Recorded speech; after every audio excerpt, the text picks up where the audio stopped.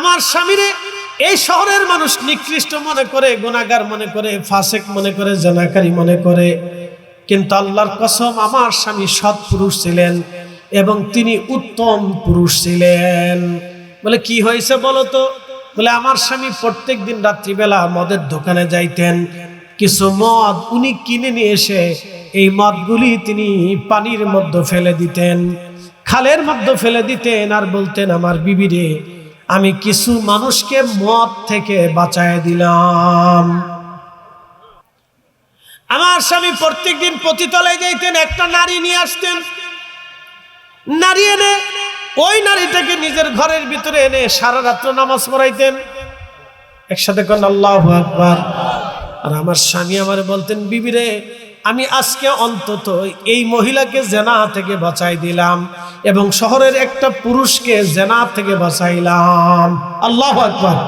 তখন স্ত্রী ডাক দেখে আমি আমার স্বামীরে বলছিলাম সমাজের মানুষ আপনার সন্দেহ করবে, আপনার জানাজাও পড়াবে না, আপনার কাফন দাফনও দেবে না, আপনার কবর দিবে না। ঠিকই তাই, সমাজ আজকে তারা মানতেছে না, সমাজ তারা গোসল দিতে চায় না, দাফন করতে চায় না। কিন্তু আমার স্বামী আমারে মাঝে মধ্যে হাসতো আর বলতো বিবিরে চিন্তা করিও না, আমারে আল্লাহ জমানার সুলতান রে দিয়া জানাজা পড়াইবে। আল্লাহু আকবার। খুব মনোযোগ দিবেন হাজিরিন। আল্লাহর নবীর দরবারে হযরতে আবু বকর সিদ্দিক চলে আসলেন সিরিয়া থেকে। আসার পরে তিনি জানতে পারলেন নবীজি কালেমার দাওয়াত দিচ্ছেন। হযরত আবু বকর সিদ্দিক চলে গেলেন নবীজির বরগাহে। যাওয়ার পরে তিনি সালাম দিলেন। নবী আমার মুস্কি মুস্কি আসে, কি ব্যাপার আবু বকর, কি জন্য আপনি আসছেন? হযরত আবু বকর বললেন ওগো ইয়া রাসূলুল্লাহ, আপনি আমার একটা মুজিজা দেখান, আপনি আমার একটা মুজিজা দেখান যাতে কালেমা পড়তে আমার মন সায় দেয় এবং আপনার প্রতি আমার বিশ্বাস এবং ইয়াকিন যেন মজবুত হয়ে যায়। আপনি আমার একটা মুজিজা দেখান।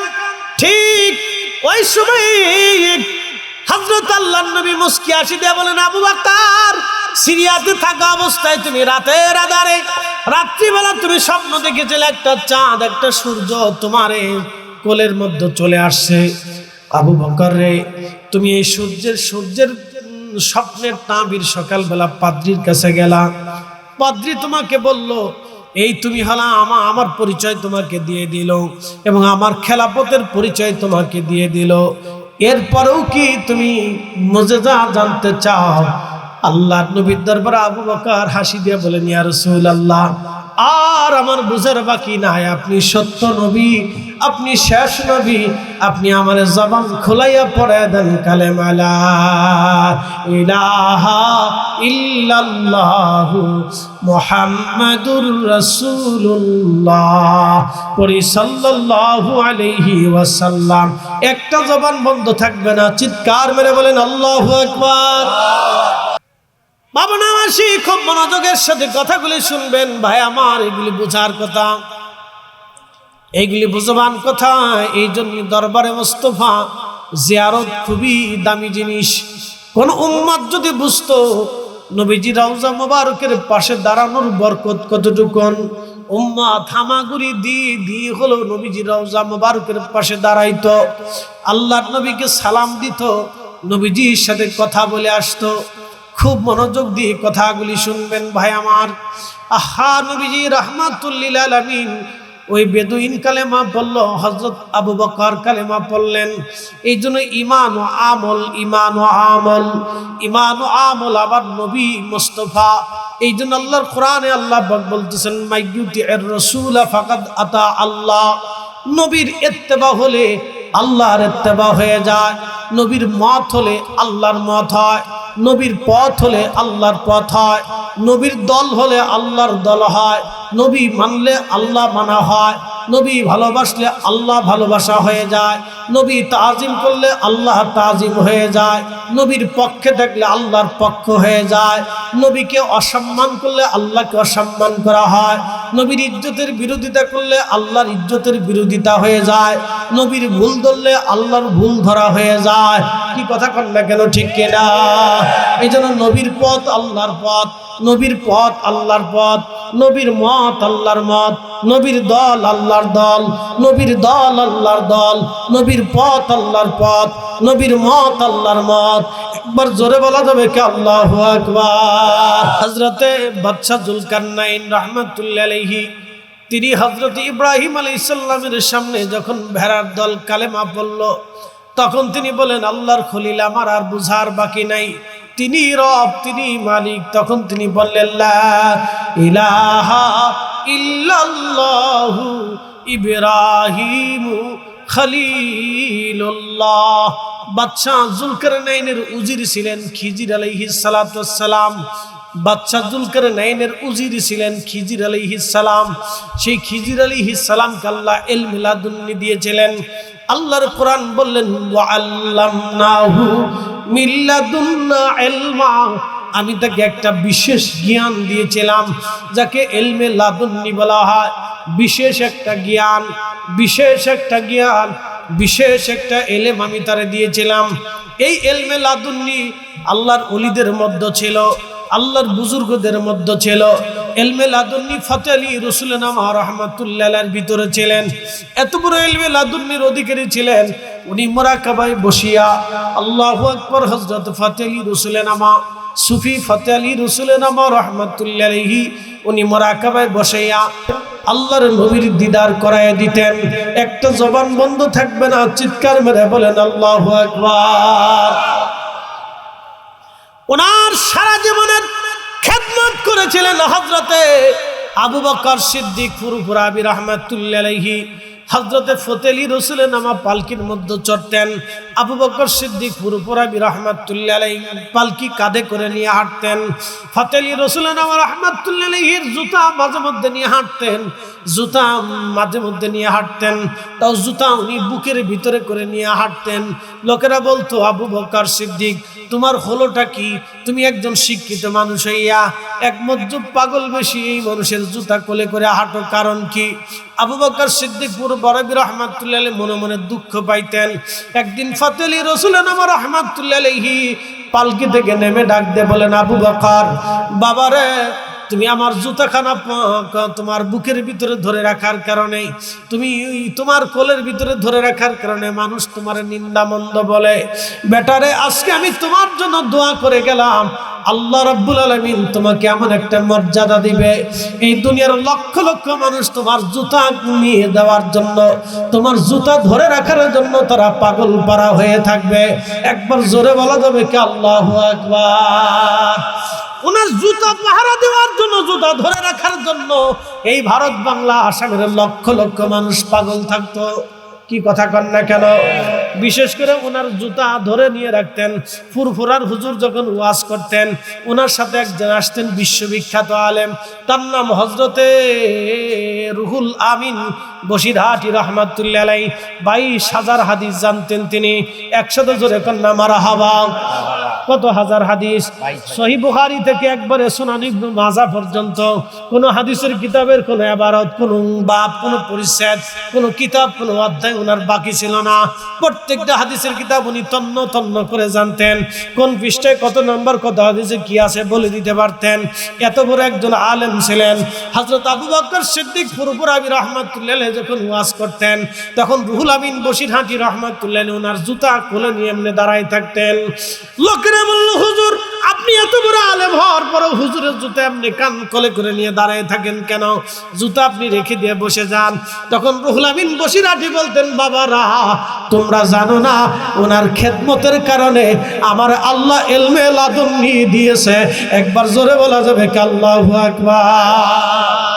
আসমান নবীজির রওজা শরীফে সরাসরি যখন আসমান নবীজির রওজার মধ্যে ফাঁকা হয়ে গেল, তখন আল্লাহর আকাশে মেঘ জমে গেল, রহমতের ধারা বর্ষণ হয়ে গেল। এখনো যদি কখনো মদিনায় বৃষ্টির অভাব হয়ে যাবে কোনোদিন। যদি কোনোদিন খরা অথবা দুর্ভিক্ষ বৃষ্টির অভাব এসে যাবে, তখন কারো কাছে দোয়া করার দরকার হবে না, ওই জানালা খুলে দিলেই চলে যাবে, আল্লাহর আকাশ থেকে বৃষ্টি আসা শুরু হয়ে যাবে। একবার আওয়াজ তুলে বলা যাবে কি আল্লাহু আকবার। বাদশা জুলকারনাইন হযরত সাইয়েদনা ইব্রাহিম আলাইহিস সালাতু ওয়াস সালাম তিনি কাবা শরীফ গাঁথতেছিলেন। কাবা শরীফ গাঁথতেছিলেন, তখন বাদশা জুলকারনাইন বাদশা হয়ে গেছেন, নমরুদ ধ্বংস হয়ে গেছে, বাদশা জুলকারনাইন বাদশা ছিলেন, কাবা শরীফ বানাইতেছিলেন। ইমাম ইবনু কাসির আল বেদায়ের মধ্যে লেখেন, তখন বাদশা জুলকারনাইন কাবা শরীফের পাশ দিয়ে যাওয়ার সময় বললেন, তোমার নাম কি? বলে আমার নাম ইব্রাহিম খলিলুল্লাহ। তুমি কি করো? বলে আল্লাহর ঘর গাঁথতেছি। বলে আল্লাহ আবার কে? জুলকারনাইন ডাক দেখে, আল্লাহ আবার কি? বলে তোমারও রব আমারও রব। তিনি আসমানের মালিক, জমিনের মালিক, তিনি तमाम সৃষ্টির সৃষ্টি করনেওয়ালা, তিনি খালিক, তিনি রব, তিনি রব্বুল আলামিন। তখন জুলকারনাইন ডাক দে বলেন, ইব্রাহিম তোমার আল্লাহর কি দেখা যায়? কয় না, দেখা যায় না।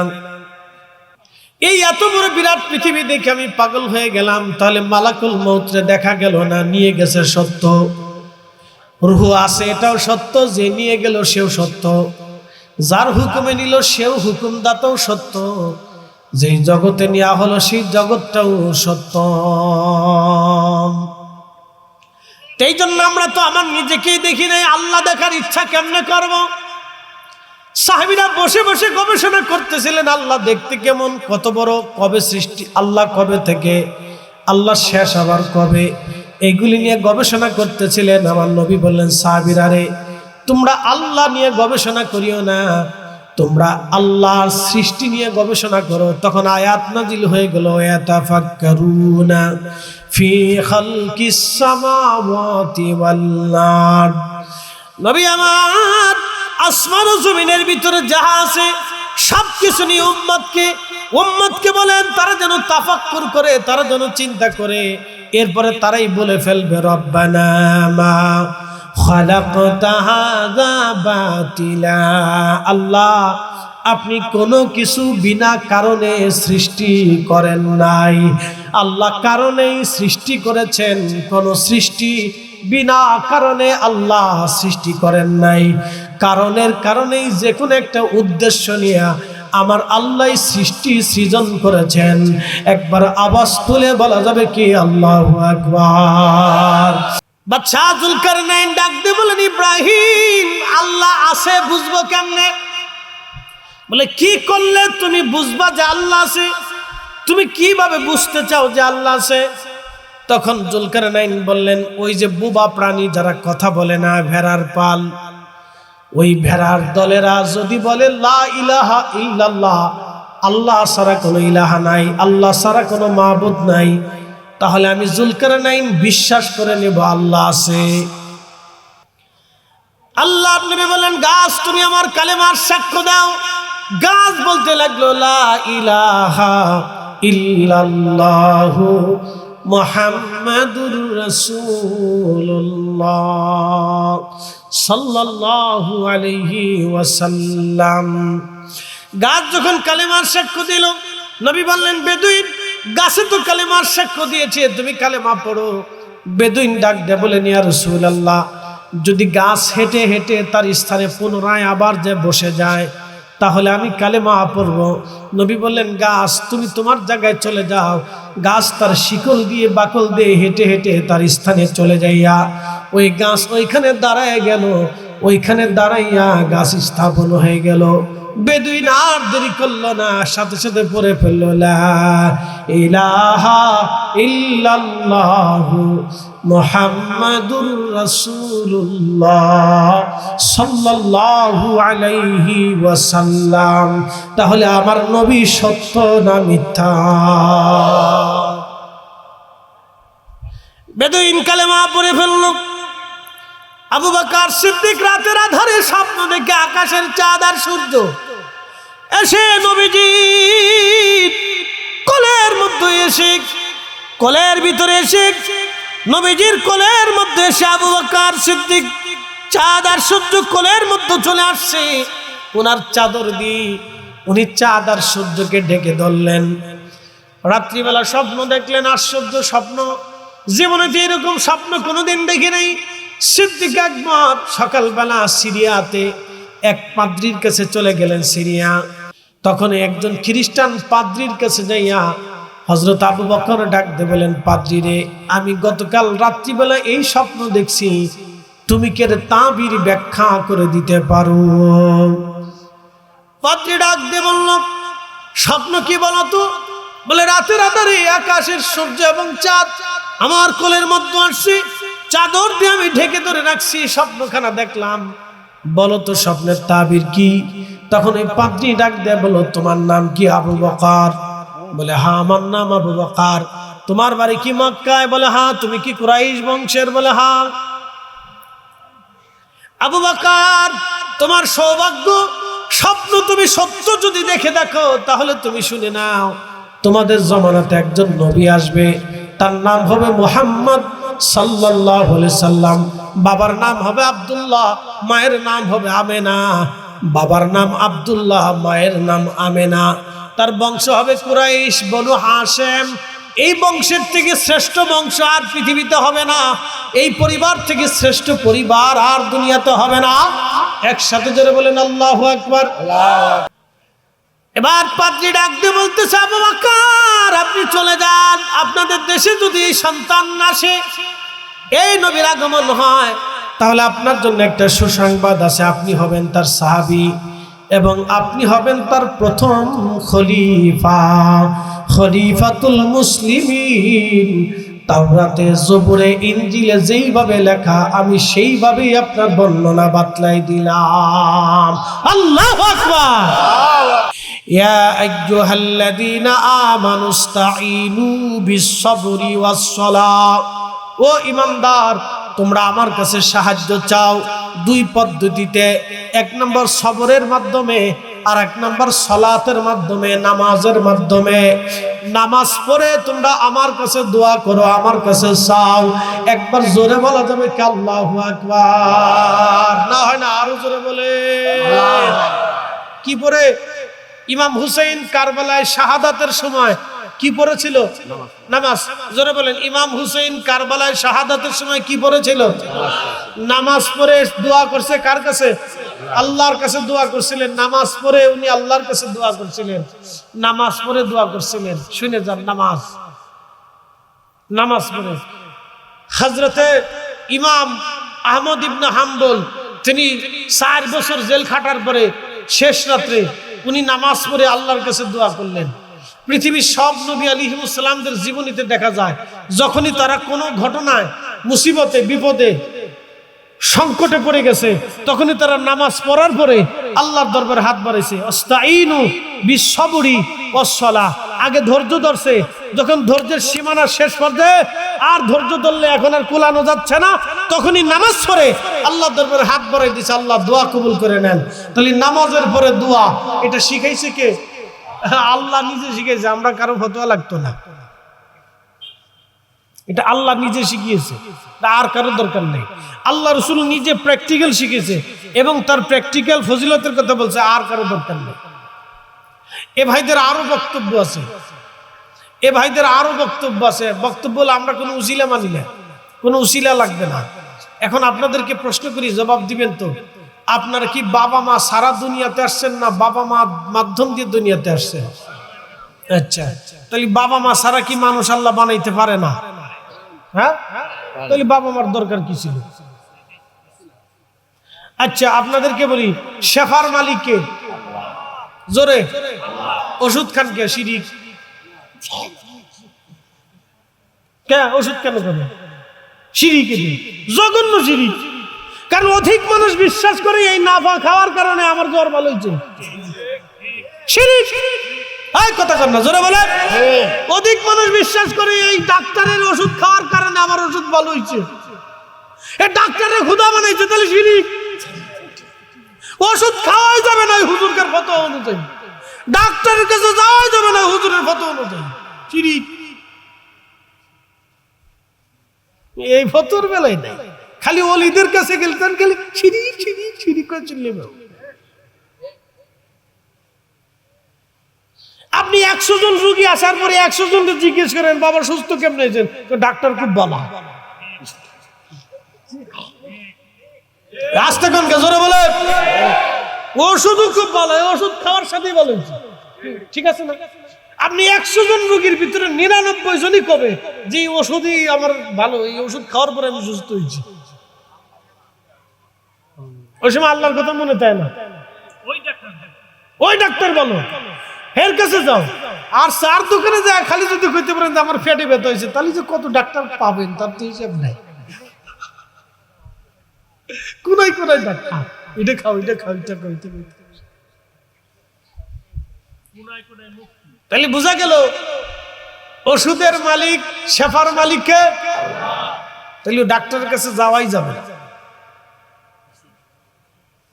ওষুধ খাওয়াই যাবে যদি ওসিলা মানেন।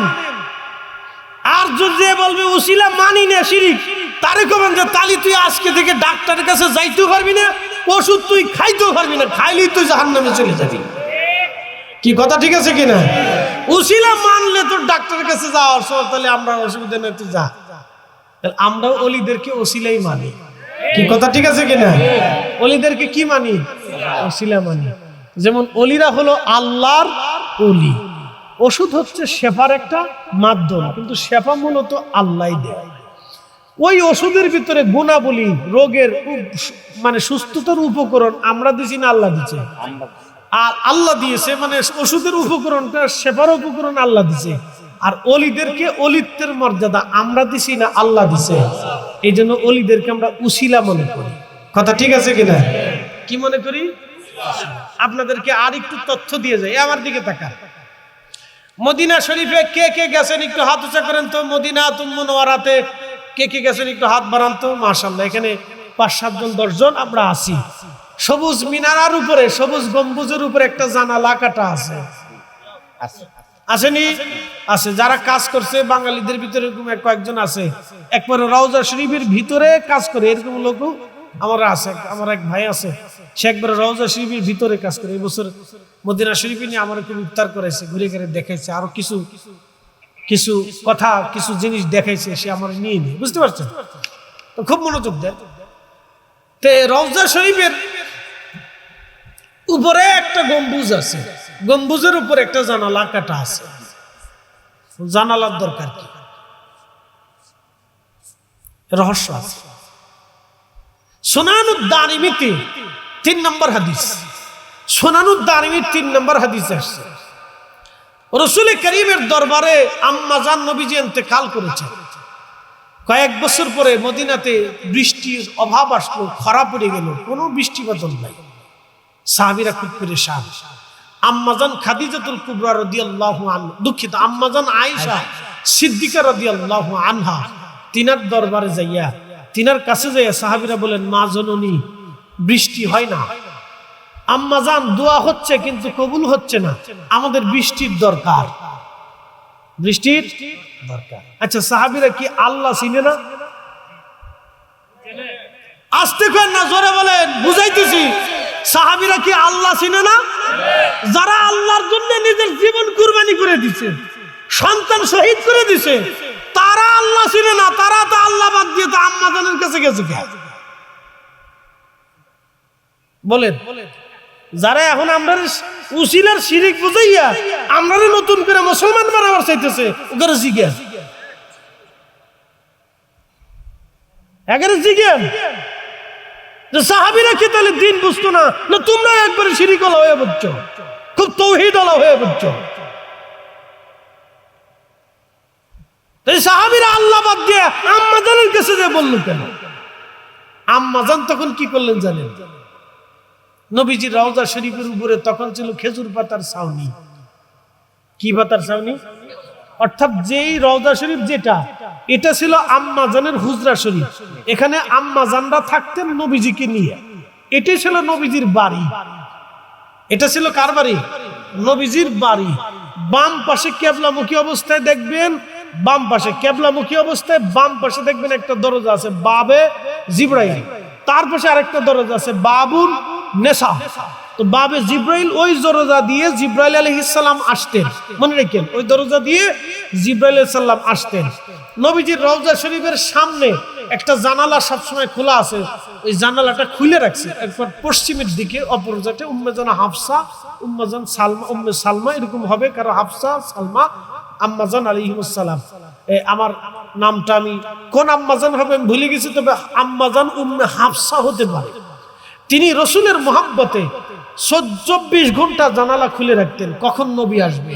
নবীজি ইন্তেকাল করলেন, নবীজি রওজা শরীফের দিকে জানালা খুলে রাখতেন, রওজা শরীফের দিকে তাকায় থাকতেন। তার এই মোহাব্বত দেখে 4 খলিফার 1 খলিফা ওনার ইন্তেকালের পরে এই জানালা বন্ধ করেন নাই। পৃথিবীতে আরো 1400 বছর পার হয়ে গেছে, কোন খলিফা, কোন রাজা বাচ্চা আজও পর্যন্ত ওনার ওই প্রেমের নবীর ইশকের মোহাব্বতের জানালা আজও পর্যন্ত কেউ বন্ধ করতে সাহস করে নাই। একসাথে বলেন আল্লাহু আকবার। কারণ উনি রসুলের জন্য এই জানালাটা খোলা রাখতেন, আজও পর্যন্ত সেই জানালা খোলা। এগুলো দেখিয়েছে, এলে আমরা সাথে গেলে আমরা গুটি গুটি দেখাবো সেই জানালা এটা এটা, এর ইতিহাস অনেকে জানে না। ভালো করে শুনে, আম্মা জান আয়েশা সিদ্দিকা বললেন, তোমরা রওজা শরীফের উপর থেকে যেই খেজুর গাছের সামানা আছে, সামিয়ানা আছে, ছাদ আছে, তোমরা সরাইয়া ফাঁকা করে দাও। খেজুর গাছের ছাদ সরাইয়া ফাঁকা করে দেওয়া হলো। আসমান এবং জমিন, রওজা শরীফ এবং আসমানে সরাসরি নজর করল। আকাশে মেঘ জমে গেল, অঝোর ধারে বৃষ্টি নামলো, একাধারে 7 দিন 7 রাত, 1 সেকেন্ডের জন্য বৃষ্টি বন্ধ হয়নি। একসাথে বলেন আল্লাহু আকবার। কয় সেকেন্ড? 1 সেকেন্ডের জন্য বৃষ্টি বন্ধ হয় নাই।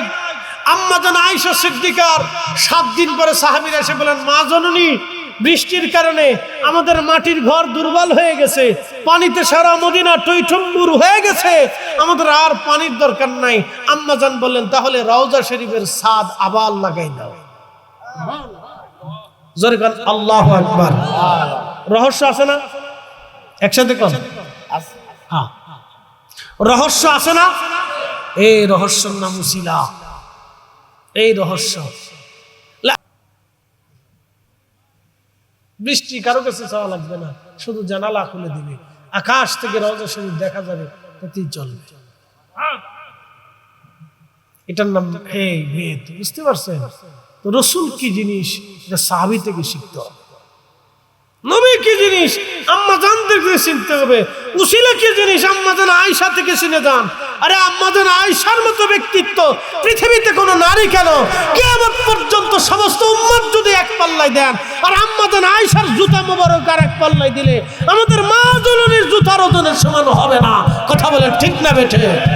সেই মা জননী আল্লাহর কাছে না আছে, রওজা শরীফের সবুজ রওজা শরীফের উপর থেকে ছাদ খুলে দিতে বললেন কেন? এটার নামই উসিলা।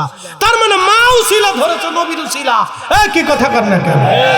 উসিলা যদি শিরিক হয়ে থাকে, তাহলে আমাদের মা জননী আমরা শিরিক শিখাইলো নাকি? এখন যারা তৌহিদ বেশি বুঝতেছেন, এত বেশি তৌহিদ বুঝাইতে যায় না। তৌহিদ বুঝাইতে গেলে তাহলে আর ডাক্তারের কাছে কিন্তু যাওয়া হবে না, ওষুধও কিন্তু খাওয়া হবে না, তাহলে শিরিক হয়ে যাবে না। এই জন্য আল্লাহ আমাদেরকে কবুল করুক, জোরে বলেন আমিন। মাদ্রাসা 2 জন ওলির নামে, একসাথে গান মারহাবা। কয়জন ওলির নামে? চিশতি, সিদ্দিকি। মারহাবা, জোরে গান আল্লাহু আকবার। কয়জন ওলির নামে? 2 জন, খাজা বাবা আজমিরি চিশতি আর মুজাদ্দেদে জামান আবু বকর সিদ্দিকি আল কুরাইশির নামে। একসাথে গান মারহাবা।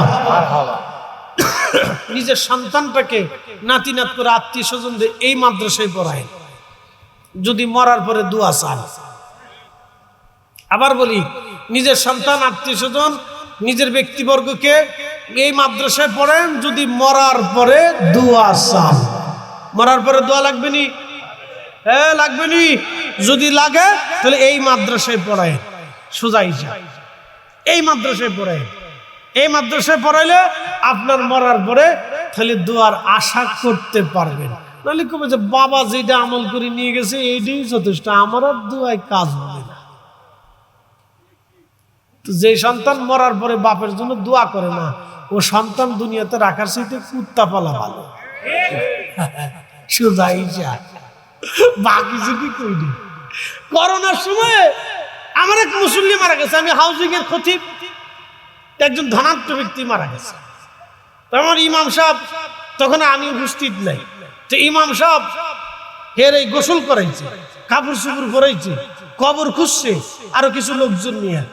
ছেলেটা শখের ছেলে, আরে আদরের টুকরা ফুল, আরে 10টা বার ফোন দিছে, বেটা আপনার আব্বারে একটা নজর দেখে যান।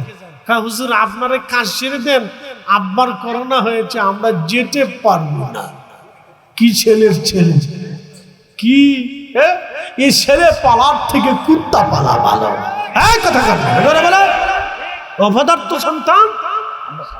আল্লাহ রসুল শুনে যান, আল্লাহর নবী রহমতের নবী বলে গেছে, পিতা মাতা মরে যাওয়ার পরে তোমার কাছে 3টা হক পায়, যদি হক আদায় না করো কিয়ামতের ময়দানে তোমাকে আসামি করা হবে। 1 নম্বর হক, প্রথম নম্বরে দোয়া। দোয়া দোয়া জোরে বলেন কি দোয়া? জোরে বলেন কি? হাত উঁচা করে বলেন কি? কি জোরে বলেন কি? দোয়া। জোরে বলেন কি? দোয়া করবেন নি? দোয়া হবে নি? দোয়া চলবে নি? কারো ফতোয়া আব্বা আমার হক আমরা বাদ দিতে চাই না, কথা কন না? ঠিক আছে, ও বাদ দিয়ে দেন। কিয়ামতের ময়দানে যার ফতোয়া মানবেন, এটা হারিকেন ধরে কে সূর্য লাগায়ও তারা খুঁজে পাবেন না। ও সেদিন কবে যাইছি, গেটা দূরে যা শয়তান, তুই আমার মানছিলি কেন? তুই আমার কেন মানছিলি? হ্যাঁ, তুই আমার মানছিলি কে? যা, তুই আমার ফতোয়া মানছিলি কে? শুনছিলি কে? আমি কি তোর জোর করে শুনাইছি? তুই শুনছিলি কে? আমি আজকে নিজে বিপদে আছি, যা তুই চলে যা। হিসাব একবারে সোজা। 1 নম্বরে দোয়া, 2 নম্বরে ওসিয়ত, যদি কোনো ওসিয়ত করে যায় তাহলে আপনার পালন করতে হবে। 3 নম্বর বাবার আত্মীয়, মার আত্মীয়। বাবার আত্মীয়কে বাবার ভাই, বাবার বোন, তাহলে ফুফাতো ভাই, স্বাস্থ্য ভাই, এদের আত্মীয় স্বজন যারা আছে তাদের সাথে সুসম্পর্ক রাখা। বাপ মরে গেলে চাচাদের সাথে ভাতিজাদের সম্পর্ক থাকে না, এটা অন্যায়, হক আদায় হবে না। বাপ মরে গেলে ফুফু যদি জমি নিয়ে যায়, তাহলে ফুফুরের ভাতিজারা শত্রু মনে করে যে এই ফুফুরে আর আমরা বাড়িতে জাগাই দেব না। ফুফু জমি নিয়ে গেছে, ফুফু তো তোমারটা নেই নাই, ফুফুর পাগেরটা নিয়ে গেছে। ভাতিজা কান্দে, ফুফু জমি নিয়ে গেছে। ফুফু কি তোমারটা নিচে নাকি? ফুফু তো আল্লাহর আইনে যেটা পাবে, ওনার অধিকারের রক্তের সম্পর্কে বাবার হক নিয়ে গেছে। আর ভাইয়ের দায়িত্ব বোনের সম্পত্তি বুঝাই দেওয়া। যেই ভাই বোনের সম্পত্তি বুঝাই দেবে না, ওই সম্পত্তিকে যতদিন খাবার খাবে ততদিন কুকুরের বিষ্ঠা খাবে, শুয়োরের গোশত খাবে, আর কুত্তার মাংস খাবে ততদিন পর্যন্ত। এর থেকে ভালো ওয়াজ আমার কাছে নাই। একবার ক্লিয়ার ওয়াজ করে দিচ্ছি, কথা ঠিক আছে কিনা? যার হক তাকে বুঝাই দিতে হবে, বোনেরটা বোনের বুঝাই দিতে হবে। তবে বোন যদি বলে যে না ভাই আমি নিলাম না, তোকে দিয়ে গেলাম, সেটা ভিন্ন কথা। যেমন আমার মা খালারা জীবনে কোনোদিন বাপের সম্পত্তি নেয়নি। আমরা কয়ে গেছে কিয়ামতের ময়দানে তোকে আসামি করে দাঁড়া করাবে যদি আমার সম্পত্তি তোর হাত দিস।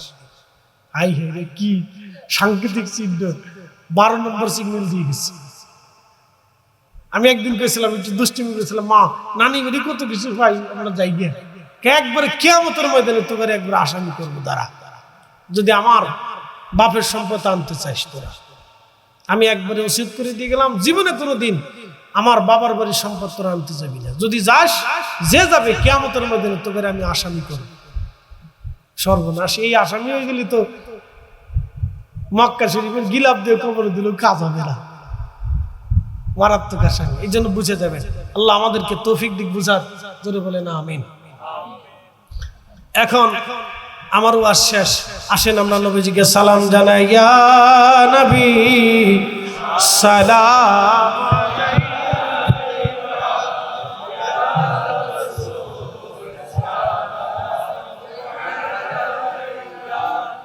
ইয়া হাবিব সালাম আলা আলি সাইয়্যিদিনা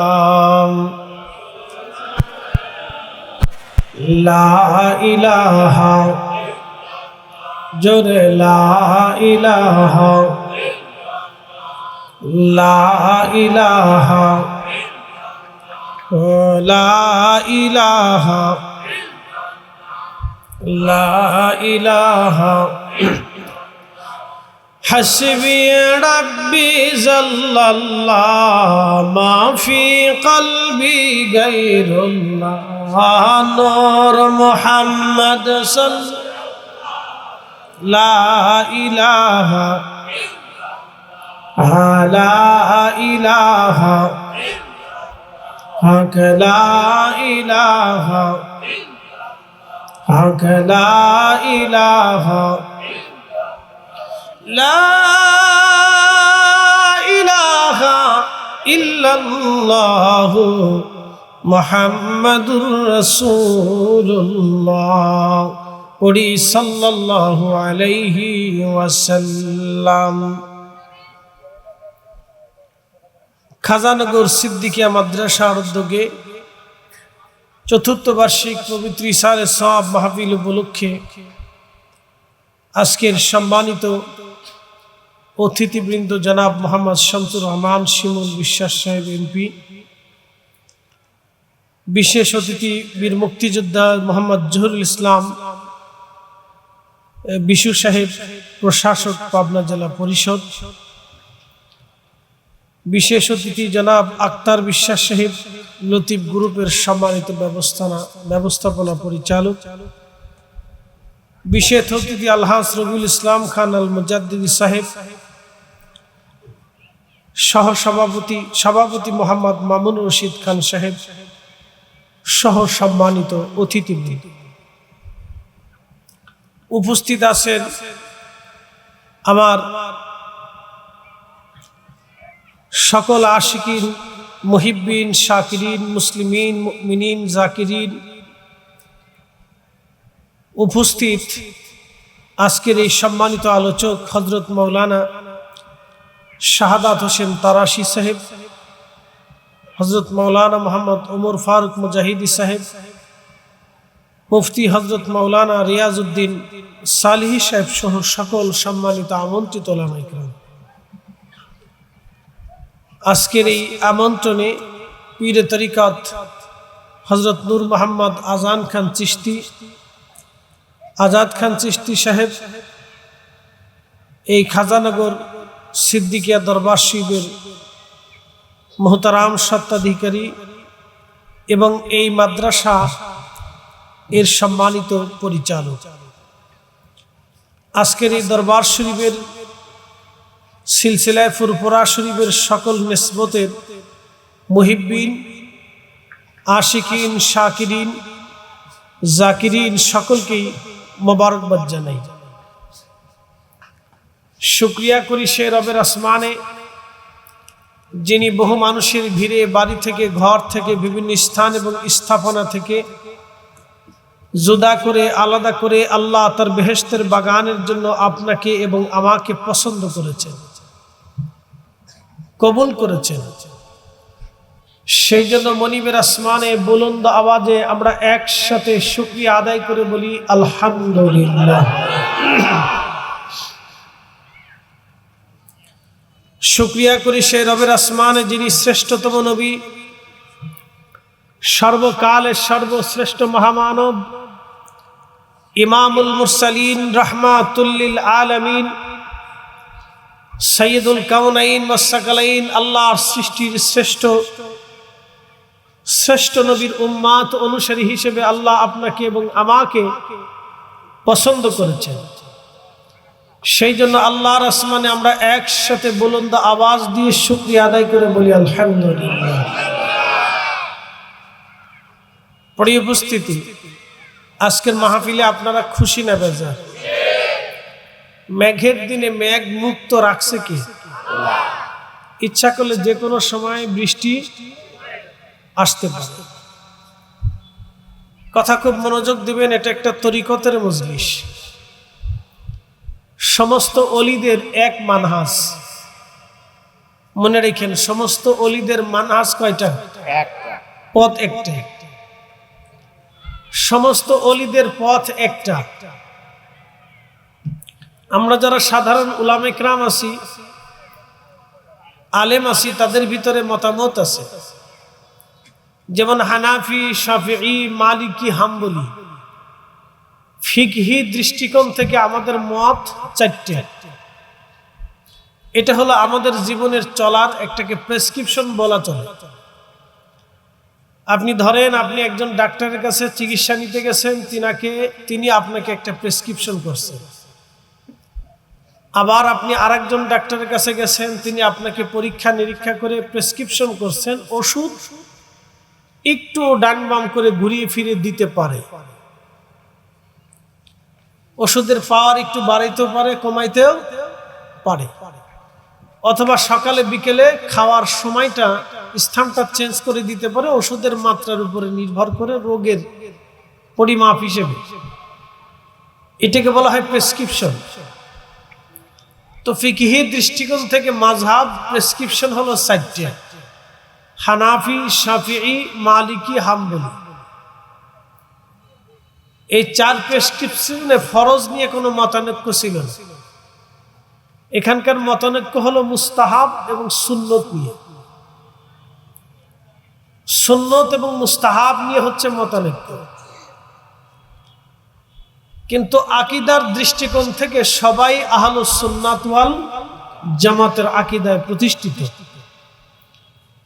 তদ্রূপ তরিকতের রাস্তা হয়েছে মূলত চারটে, আরো অনেকগুলি আছে: কাদেরিয়া, চিশতিয়া, নকশবন্দিয়া, মুজাদ্দিদিয়া। সবারই একই উদ্দেশ্য, আল্লাহ। একসাথে বলেন, সবার উদ্দেশ্য কি? আল্লাহ। হানাফি, শাফি, মালিকি, হাম্বলি, সবার উদ্দেশ্য কি? আল্লাহ। কিন্তু ফিকহের দৃষ্টিকোণ থেকে চারটে মাযহাব। তরিকার একটা ক্লাস আছে। আবার আপনাদেরকে বুঝাই, আমরা সাধারণত যদি গণিত শিখতে চান, তাহলে অঙ্ক গণিত শাস্ত্রের স্যারের কাছে যেতে হবে। ডাক্তারি যদি শিখতে চান, তো ডাক্তারের শরণাপন্ন হতে হবে। আপনি যদি ভালো সৈনিক হতে চান, তাহলে অবশ্যই আপনাকে সেনাবাহিনীতে যেতে হবে। আপনি যদি ভালো কারি হতে চান, তাহলে অবশ্যই আপনাকে একজন কোরআনের কারির শরণাপন্ন হতে হবে। আপনি যদি মুফতি হইতে চান, তাহলে যারা ফিকহের বিষয় আশয় নিয়ে গবেষণা পর্যালোচনা করে, তাদের শরণাপন্ন হতে হবে। আপনি যদি মুহাদ্দিস হতে চান, তাহলে হাদিস নিয়ে যারা বেশি গবেষণা করে, তাদের কাছে আপনাকে যেতে হবে। আপনি যদি প্রকৌশলী হতে চান, ইঞ্জিনিয়ার হতে চান, তাহলে ইঞ্জিনিয়ারের কাছে যেতে হবে। আপনি যদি কৃষক হতে চান, তো কৃষকের কাছে যেতে হবে। আপনি যদি রাজনীতি শিখতে চান, তাহলে রাজনীতিবিদদের কাছে যেতে হবে। তো প্রত্যেকের সেকশন কিন্তু আলাদা আলাদা, সিস্টেম, বিদ্যা, সিচুয়েশন ভিন্ন ভিন্ন। তো ঠিক এলেমের ভিতরে একটা এলেম আছে, এই এলেমের নাম হচ্ছে ইলমুল কলব, কালবের বিদ্যা। এই বিদ্যাটা ছিল আল্লাহর ওলিদের কাছে। একসাথে বলেন আল্লাহু আকবার। কাদের কাছে? ওলিদের কাছে। এটার আপন নাম হচ্ছে ইলমে তাসাউফ বা ইলমে মারিফত অথবা ইলমে হাকিকত, যেটাকে কালবের বিদ্যা বলা হয়। ইলমুল কালব, এই ইলমুল কালবকে ইলমুল মারিফত, ইলমে হাকিকত, ইলমে তাসাউফ, আপনি যেই নামে ডাকেন, কাজ কিন্তু একটাই, এই ইলমুল কালব। কোরআনে এই আবার এলেমটাকে বলা হয়েছে ইলমে লাদুন্নি, গভীরত এলেম। যে এলেমটা জানার জন্য মুসা আলাইহিস সালাতু ওয়াস সালামকে আল্লাহ পাঠিয়েছিলেন খিজির আলাইহিস সালাতু ওয়াস সালামের কাছে,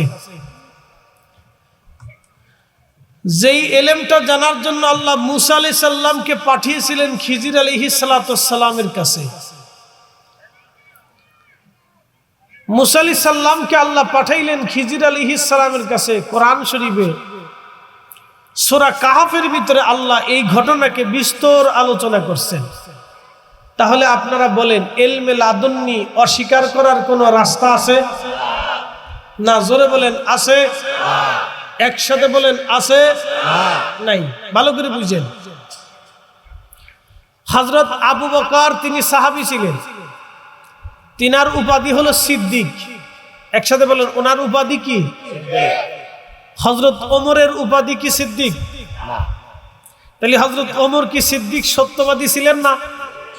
ছিলেন, কিন্তু উপাধি পাইছে কয়জনে? একজনে। তো এখন কেউ যদি মনে করে যে ওমর সত্যবাদী ছিল না, শুধুই আবু বকর সাহাবীদের মধ্যে সত্যবাদী ছিল, তাহলে কি হবে? উপাধি পাইছে কয়জন? একজন। হযরত ওমর ছিলেন আদেল, ন্যায় বিচারক। একসাথে বলেন, কি বিচারক? হযরত আবু বকর কি ন্যায় বিচার করেন নাই? তাহলে এখন যদি শুধু ওমরকে ধরি যে হযরত ওমরই ন্যায় বিচারক ছিল, আর কেউ ন্যায় বিচারক ছিল না, তাহলে কি হবে? আচ্ছা, হযরত উসমান গনিকে বলা হয়তো দানশীল। কি বলা হতো? দানশীল। আচ্ছা, দান কি শুধু উসমানই করছে, আবু বকর করে নাই? আবু বকর রাদিয়াল্লাহু তাআলা তো সবকিছু দিয়ে দান করছে। তাহলে এই লকব চলে গেল উসমানের কাছে। এরপরে হযরত আলী রাদিয়াল্লাহু তাআলা ছিল আল্লাহর তলোয়ার, সাইফুল্লাহ জুলফিকার। একসাথে কোন আল্লাহু আকবার। তাকে হায়দার বলা হতো, যোদ্ধা বলা হতো। পৃথিবীর যত বীর যোদ্ধারা সব হযরত আলীর পিছনে কিয়ামতের মাঠে দাঁড়াবে। আচ্ছা, শুধু কি যুদ্ধ আলী করেছিলেন, আর কি কেউ করেন নাই? কথা কন না, করে নাই? এই লকবটা হযরত আলীর কাছে গেছে। কথা ঠিক আছে কিনা? বুঝে যান। মুহাদ্দিস সাহাবী ছিলেন হযরত আবু হুরায়রা রাদিয়াল্লাহু আনহু। তিনি হাদিস শিখাইতেন। আচ্ছা বলেন তো, তিনি যে মুহাদ্দিস, আর কি মুহাদ্দিস নাই? আচ্ছা, ফিকহ শিখাইতেন হযরত আব্দুল্লাহ ইবনে মাসউদ। তিনি ফিকহের ক্লাস নিতেন। সাহাবীদের মধ্যে তিনি শুধু ফতোয়া দিতেন, উনি ছাড়া আর কেউ ফতোয়া দিতে পারতেন না। ওনার ফতোয়াটা ছিল একবারে নির্ভরযোগ্য ফতোয়া। ওনার ফতোয়ার পরে কোনো সাহাবী ফতোয়া দিতেন না। এখন বলেন, শুধু ফিকহের জ্ঞান কি আব্দুল্লাহ ইবনে মাসউদের ছিল, আর কোন সাহাবীর ছিল না? ছিল। কিন্তু সবাই মান্য করছে কয়জন রে? একজন রে, গ্রান্টেড ছিল একজন। আব্দুল্লাহ ইবনে আব্বাস ছিলেন মুফাসসির সাহাবী, যাকে রইসুল মুফাসসিরিন বলা হয়, মুফাসসিরদের সর্দার বলা হয়। আচ্ছা, কোরআন কি ১৬ লক্ষ সাহাবী বুঝে নাই? একসাথে বুঝতো না? তাহলে লকব পাইছে কয়জনে? একজনে। ভালো করে বুঝে নেন। তাহলে বুঝে গেল ইসলাম হচ্ছে সবকিছুকে নিয়েই একটা সমন্বয়ের সৌন্দর্য। কেউ যদি মনে করে যে আমি ইসলামিক দল করি বিধায় আমি হকের উপরে আছি, যারা পীর মুরিদি করে তারা হক না, এই কথা যদি আমি ধরে নেই, তাহলে হযরত ওমর তিনি রাজ্য শাসন করতেন, তিনি হকের উপরে ছিলেন। তাহলে পরে যে পাগলের মতো হইয়া ওয়াসাল কারণী ইয়ামানের জঙ্গলে জঙ্গলে পাহাড়ে পাহাড়ে ঘুরে বেড়াইতো, তাহলে তার ফজিলতের ব্যাপারে আল্লাহর নবী সহিহ মুসলিমে ওয়াজ করে গেল কেন? কি কথা ঠিক আছে কিনা? ভালো করে বুঝে যান। এই জন্য কিছু কিছু মানুষের আছে স্থলদর্শিতা, অল্প জ্ঞান, এবং সে সবসময় নিজেরটাকে বড় করে মনে করে দেখে যে নিজেই ঠিক, বাদ বাকি সব বেটি। কথা ঠিক আছে কিনা? এই ধরনের মানসিকতা মানুষে নষ্ট করে দিচ্ছে। মনোযোগ দিবেন। তাহলে ইসলামে ৪ খলিফা খেলাফতের কাজ করেছেন, এটাও সঠিক।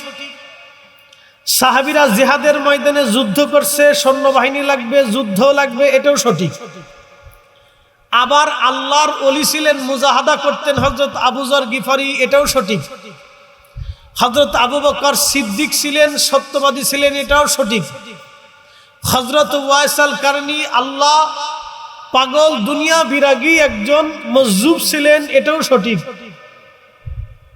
হযরত আলী রাদিয়াল্লাহু আনহু যোদ্ধা ছিলেন, এটাও সঠিক। হযরত আমির হামজা সাইয়্যিদুশ শুহাদা ছিলেন, শহীদদের সর্দার ছিলেন, এটাও সঠিক। আবার হযরত ফাতিমাতুজ জাহরা সাইয়্যিদাতুন নিসাই আহলিল জান্নাহ, এটাও সঠিক। আম্মাজান খাদিজাতুল কুবরা তাহেরা তয়্যিবা, এটাও সঠিক। আম্মাজান আয়েশা সিদ্দিকা হুমায়রা রাদিয়াল্লাহু আনহা, তিনি মুহাদ্দিসা, উস্তাজা, এই উম্মতের সমস্ত উম্মতের উস্তাজা, এটাও সঠিক। আম্মাজান সাউদা, আম্মাজান উম্মে হাবিবা, আম্মাজান সালমা, উম্মে হাফসা রাদিয়াল্লাহু আনহা, তিনারা আল্লাহ রাসূলের স্ত্রী ছিলেন, তিনারাও যে তহেরা তয়েবা ছিলেন না তাও কিন্তু বলা যাবে না। তারাও কিন্তু পবিত্রা সতী সাধবী নারী ছিলেন। কি কথা কন না, গাছটা কন, জোরে বলেন। রসুলের স্ত্রীগণ কি অপবিত্র ছিলেন? হ্যাঁ, একসাথে বলেন, অপবিত্র ছিলেন।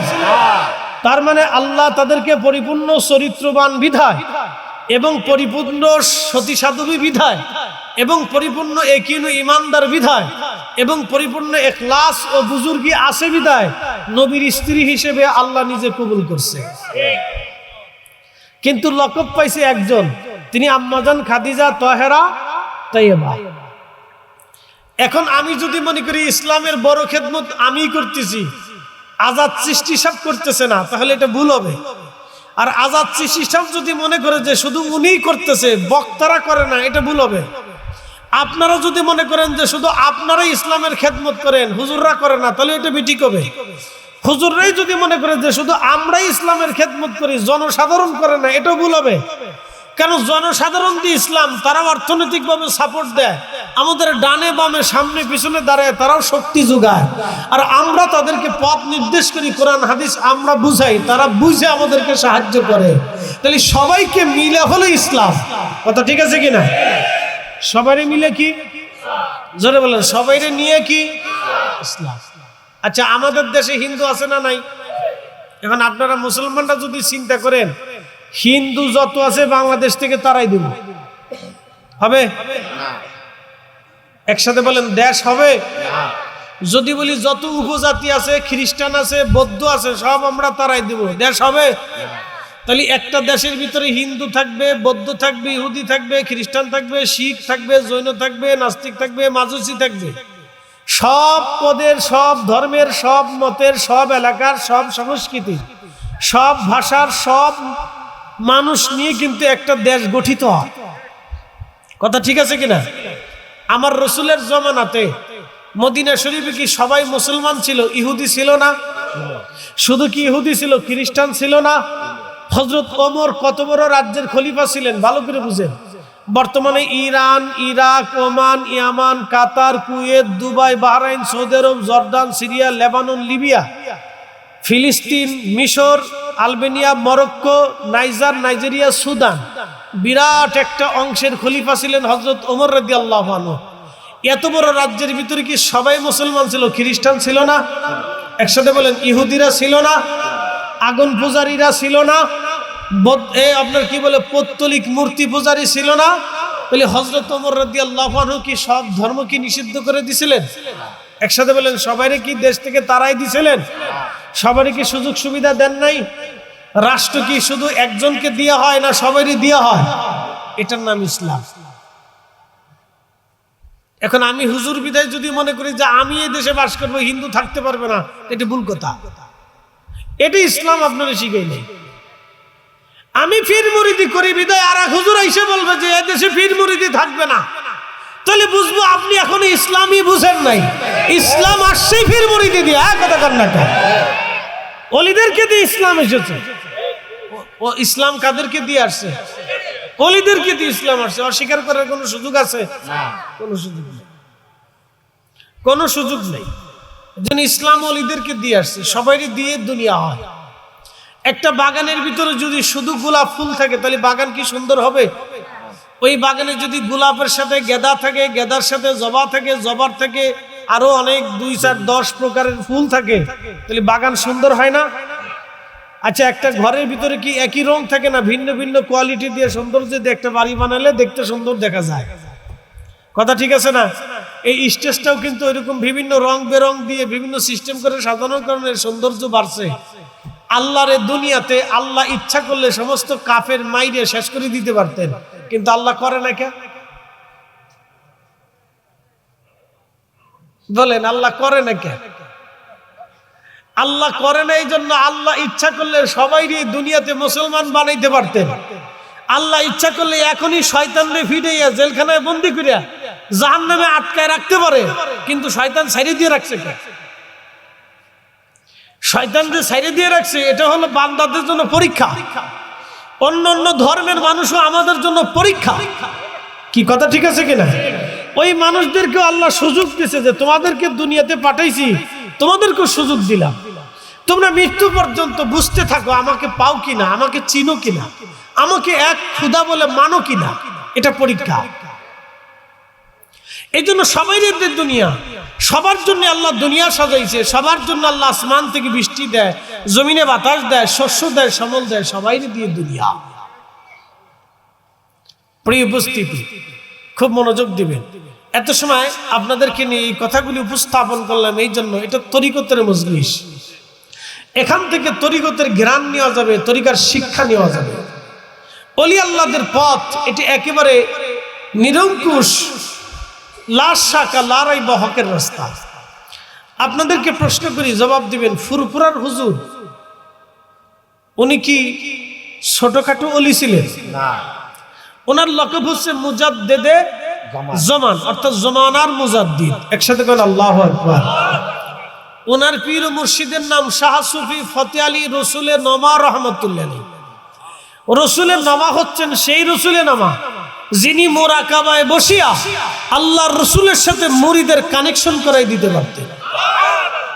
একসাথে জোরে কর বলেন আল্লাহু আকবার। আমরা যারা আটটুসি আছি, আমরা আপনারা ফুরফুরা জৈনপুর, আমরা সব একই সিলসিলা।